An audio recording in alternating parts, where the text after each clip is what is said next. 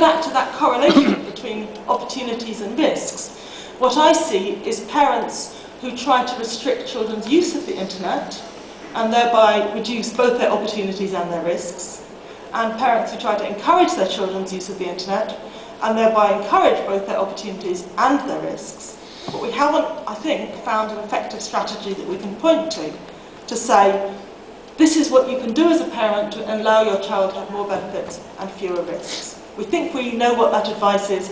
Research doesn't yet say we've managed it. So we're putting a lot of responsibility on parents to manage this relationship between the child and the technology, even though, as we've said, we know that children are often more expert than their parents, and parents value that. They don't want to undermine it. They like their children being expert in this domain. Even though we know that children want their privacy, they want to be able to email their friends and instant message their peer group and ask advice about their sexual health without their parents knowing what they're doing. And that impedes parent-child communication. Even though we know that many of the tools that we recommend to parents don't work very well. I just read that new report from the States about looking across internet filters, and it's a damning report of the effectiveness of filters.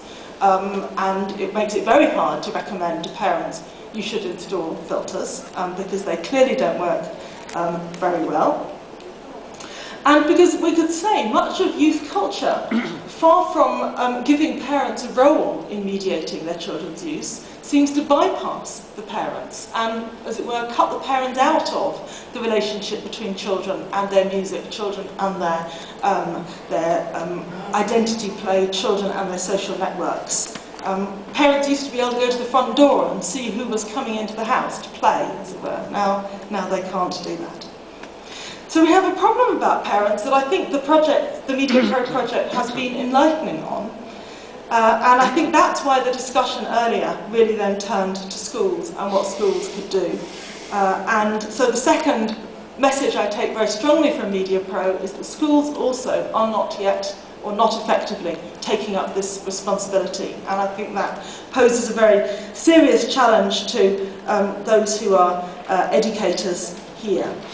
So we need a way in which we can rethink or give more energy to the way in which the internet is used in schools, is given time and space in schools, is integrated into classrooms, is integrated into the curriculum, ways in which we need ways in which teachers and children can discuss the risks, ways in which media literacy can be promoted, and so forth. There's huge scope for intervention there, clearly, and I think this project makes that very clear.